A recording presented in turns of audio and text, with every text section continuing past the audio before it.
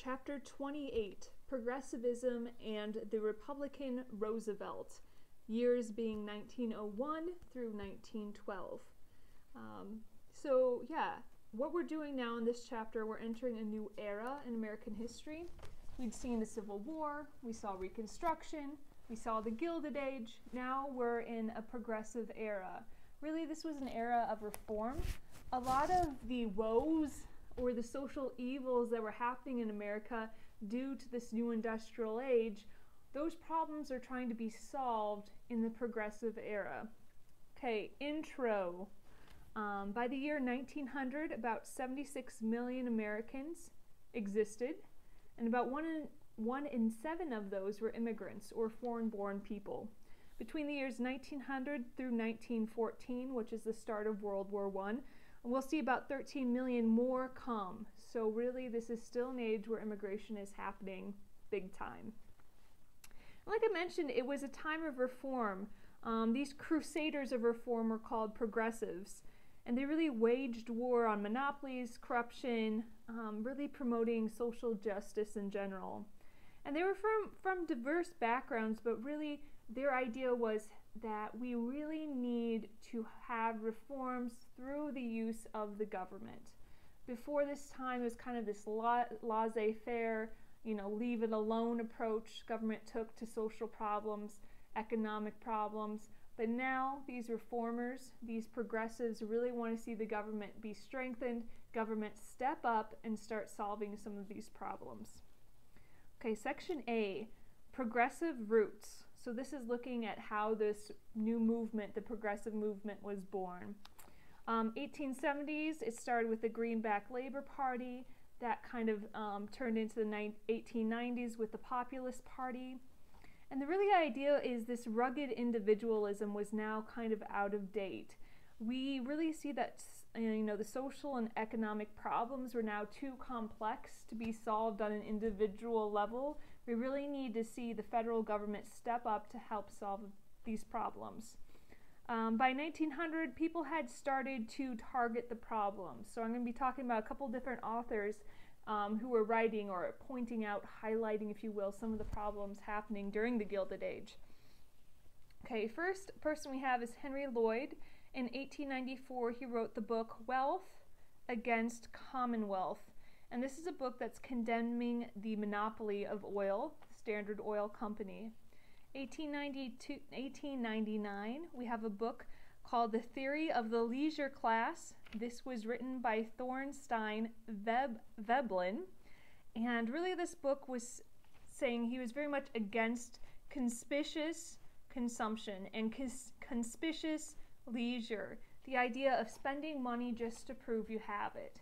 For example, like buying a Coach bag, carrying it around to prove you've made your money, you've arrived in society, that sort of thing, right? You don't really need a Coach bag, but you're just spending money to prove that you can. Same thing with leisure, like playing polo. The idea that you don't have to work, so you can spend your time, practicing polo or studying philosophy, that sort of thing. So that book, The Theory of the Leisure Class, really against spending money just to prove that you can. 1890, a very famous book was published called How the Other Half Lives. And if you remember any of these books, this is the one you should remember, How the Other Half Lives. It was published by Jacob Riis, and really it was photojournalism. So it was mostly photos of New York slums, really bringing to light, hey, these places exist in New York, kind of a big deal. Last but not least, there's an author named Theodore Dreiser, and he wrote a couple books. 2 famous ones are The Financier and The Titan, and these were novels really showing, really attacking, I should say, the profiteers, people who would make excess profits, maybe using the black market, that sort of thing. All right, so we're talking about the roots of progressivism. We talked about some of the books that were published targeting different corruption. Also, the social gospel, we mentioned that last unit. Social gospel is the idea that it's, really, I should say it's a religious movement most connected with progressivism, the idea that your Christian duty to help out the poor to make these reforms. And just, a lot of different roots here. We had feminists. We talked about Jane Hall and her Jane Addams and the Hull House in Chicago, which is a settlement house. Another settlement house in New York, created by Lillian Wald. Really, these two ladies, James and Wald, were the trailblazers for women in reform movements. So we're still kind of looking at the roots. All right, next section, section B, rake and muck with the Muckrakers. All right, 1902 was the year we saw the rise of the Muckrakers. So let's talk about these folks. These are people who wanted to bolster the sale of their magazines, so they would write exposés from the word expose, exposés about the widespread corruption in American society. So they would publish these 10-cent or 15-cent magazines, some famous ones, Cosmopolitan. That started in 1886 as a family magazine. It's still the same one you'll see at Walmart today, known as Cosmo. That started Everybody's, Caller, McClure's. All of these were kind of muckraking magazines. And they published the dirt people love to hate.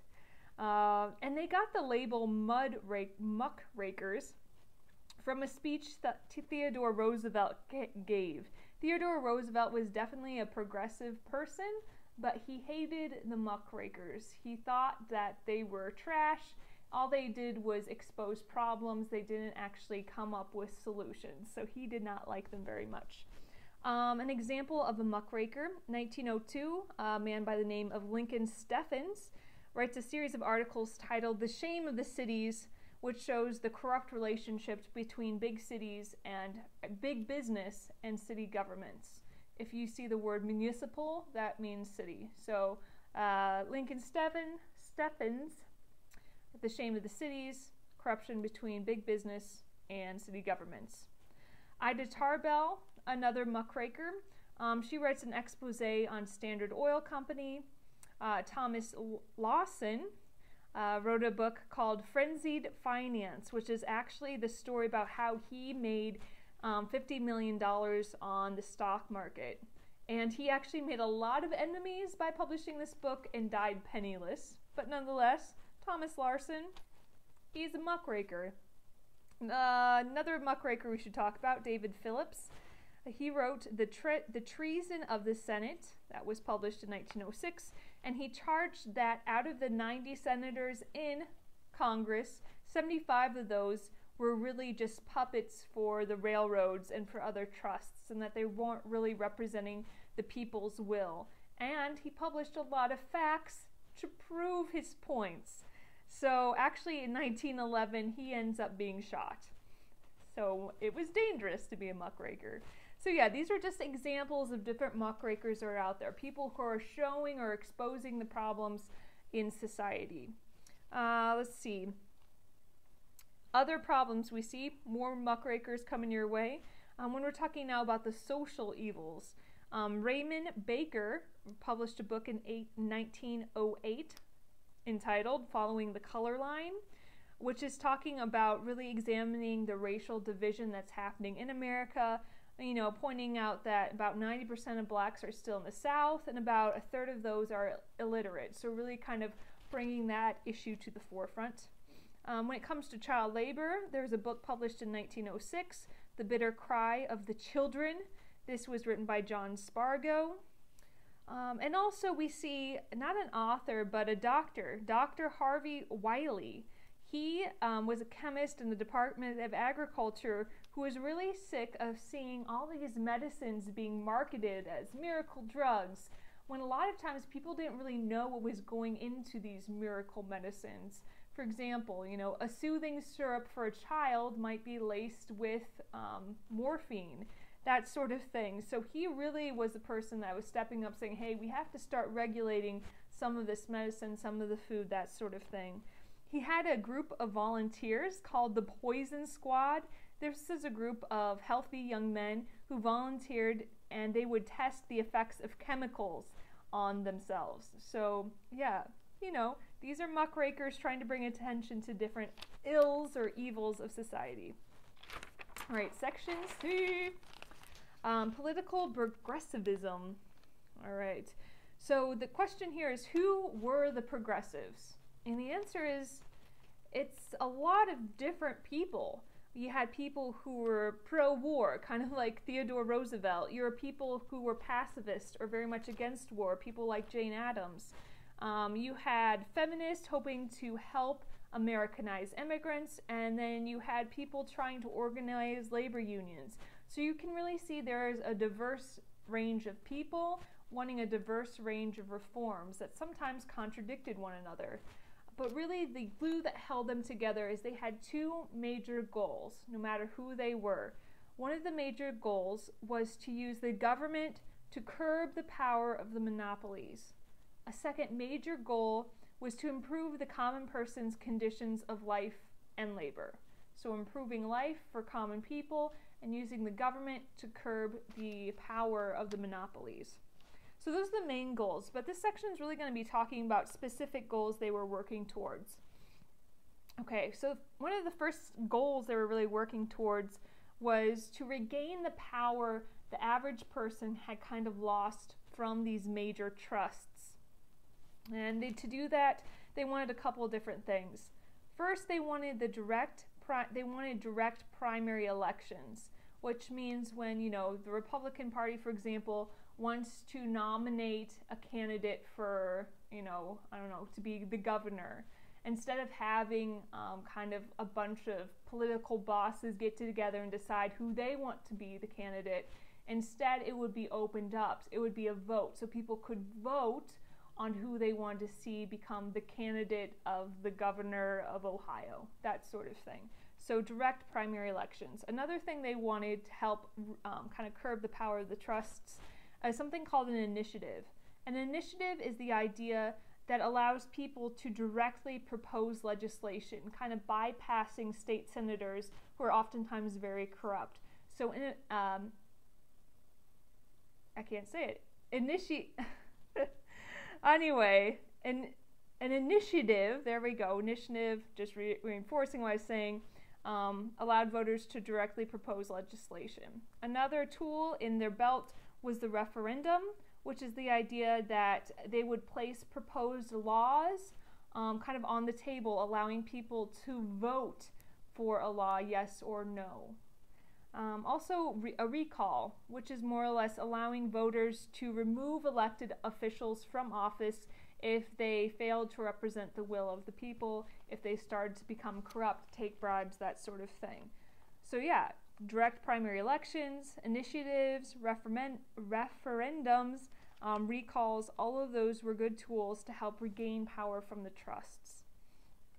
Okay, another thing they wanted to see eliminated was graft. Graft is kind of simply the use of political power for personal gain. Example of graft might be, you get a major political donation, and in return you kind of give that person who gave you the money some political favors. So to help curb or root out graft, states passed laws limiting the amount of money a candidate could spend on an election. Also, it restricted politicians from accepting gifts from corporations. And also something called the Australian ballot was becoming popular in America. This was more or less a secret ballot. The Australian ballot, a secret ballot, and this allowed voters privacy when they were filling out their ballots. So this really dampened the use of bribery, because now those who were bribing people to vote for, X candidate, they couldn't tell if they're going to get their money's worth out of their bribes. So it really helped curb the bribes with this Australian ballot, the secret ballot. Okay, and then finally, something they really, really wanted was the direct election of U.S. senators. Before this time, the Constitution dictated that it was the states who chose the senators. So that would often mean the state legislation. So, your state senators, your state house, whatever, it depends on your state anyway. It'd be the state who got to pick the senators. So what people wanted is they wanted to vote for their senators. They didn't want the legislation, who was often corrupt, choosing those senators.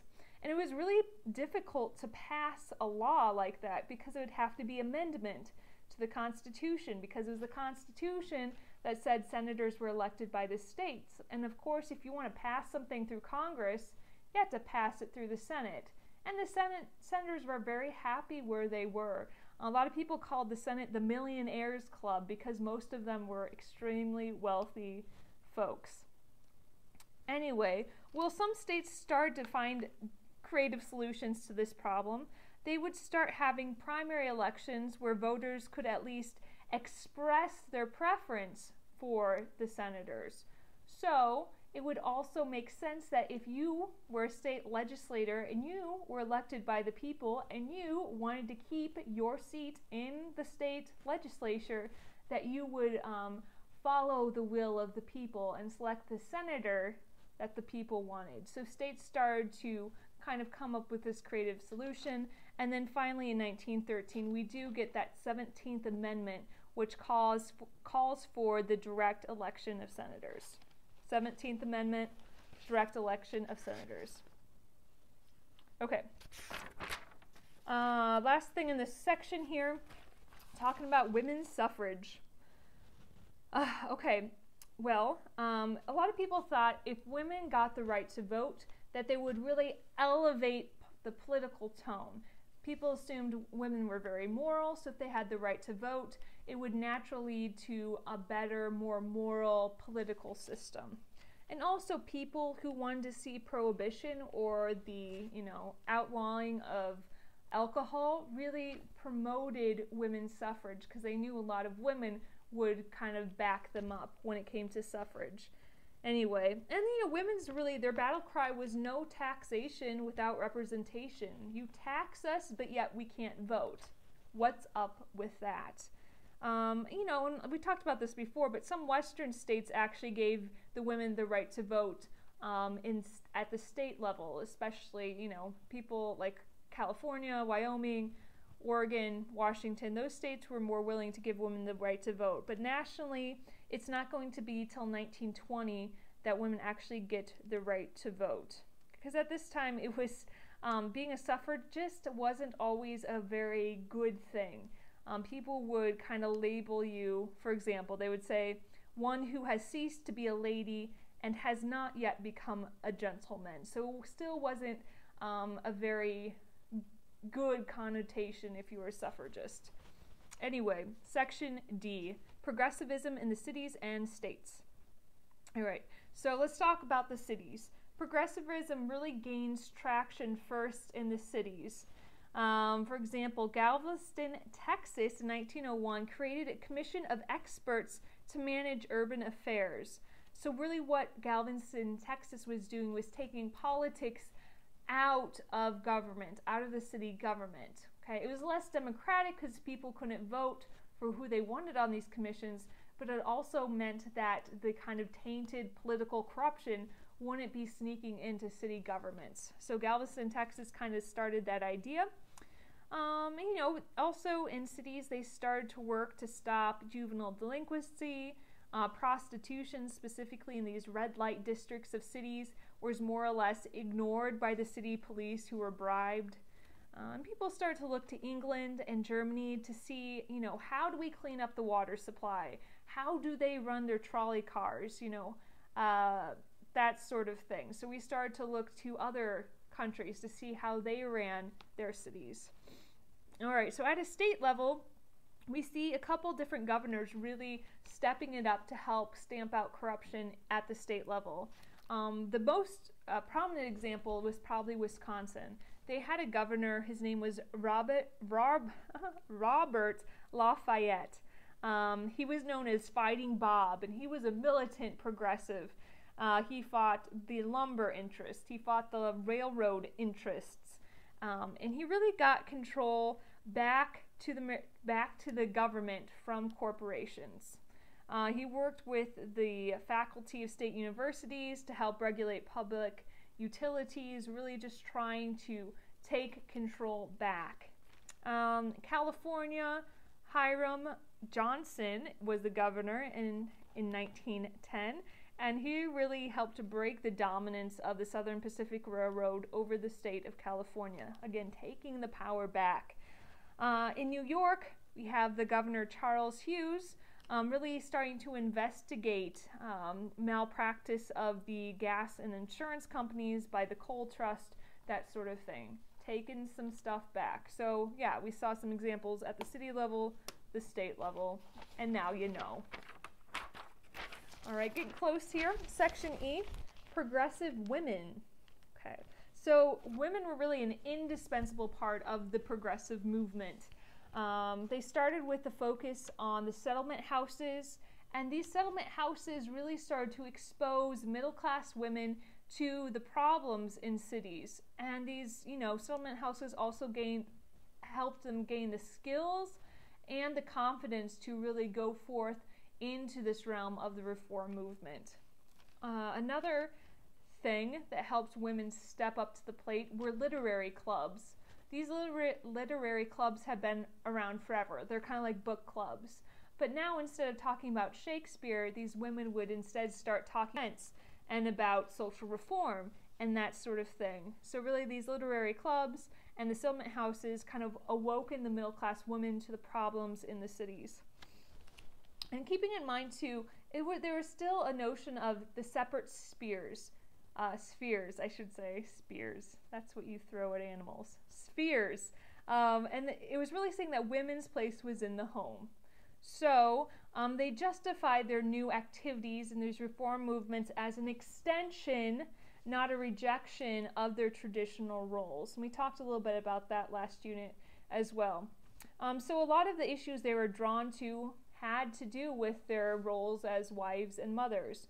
So they worked at stopping child labor, stopping the spread of tuberculosis, getting pensions for mothers with young children, ensuring the safety of food, making sure that was regulated. One of the organizations they formed at this time was the Women's Trade League, and this was a league trying to organize women laborers against sweatshops. Also, we see the Department of Labor kind of pick up two new segments. We have the Children's Bureau that was formed in 1912 and the Women's Bureau that was formed in 1920. And these really gave women a national stage to make some change. All right, another thing women were working hard at was reforming the factories. Sweatshops had long hours and low wages, and these were both women, men, and children were involved with these sweatshops. Florence Kelly really steps up to the plate. We talked about her being a part of Jane Addams' Hull House, and she became the state of Illinois' first chief factory inspector. So she'd go around making sure that there were not sweatshops, that people were following the law, that sort of thing. She also founded, or headed, I should say, the National Consumers League, which really put pressure for laws to be passed that would safeguard women and children in the workplace, and also to help regulate some consumer items as well. We have a couple major, whatever that means, a couple Supreme Court cases to know about. The first one is Mueller versus Oregon, and this was a case decided by the Supreme Court in 1908. Louis Brandeis had the Supreme Court accept as constitutional laws that protected women workers by presenting evidence of the harmful effects on women's weaker bodies. This kind of closed some male jobs to women, and it's really kind of discriminatory by modern standards because it was really saying, giving special rules for the protection of women, but because they're justify it by saying women's bodies were weaker, women needed special protection because they, the weaker gender, that sort of thing. So Mueller versus Oregon, it was really seen as a victory at the time, but now it's kind of seen as, it kind of smells a little bit like discrimination, saying that women were weaker, so they needed special laws to protect them. Anywho, another Supreme Court case, this one's more of a setback. This happened in 1905, Lochner versus New York. And what this is the Supreme Court invalidated a law passed in New York that established a 10-hour workday for bakers. Later on in 1917, the court's going to change its mind, but for now, Lochner versus New York, it was really a setback because it invalidated a 10-hour work day, I should say, for bakers. But the idea here is laws were really useless unless they were enforced. A huge tragedy that famously happens in New York in 1911 is the Triangle Shirtwaist Company fire. So this is more or less a building that's a giant sweatshop where women would work. And it caught on fire, and it violated a lot of fire codes. There are a lot of locked doors, that sort of thing. So when all was said and done, 146 women, mostly young women who were recent immigrants, were killed. They were either incinerated, or some of them leapt out of, windows from 8 or 9 stories, falling to their death. And this was, front page news. It was just a horrible example of, the need for regulation. And this fire caused a massive strike by women who worked in the sewing industry, and it forced the New York legislature to pass stronger laws regulating conditions and work hours, and it also kind of spurred on other states. About 30 other states by 1917 passed laws that help compensate workers in case they were injured on the job, that sort of thing. So although it was a tragedy, this Triangle Shirtwaist Company fire, it really made states step up to the plate, and a lot of them passed compensation laws, like I said, that provided insurance to workers who were injured on the job.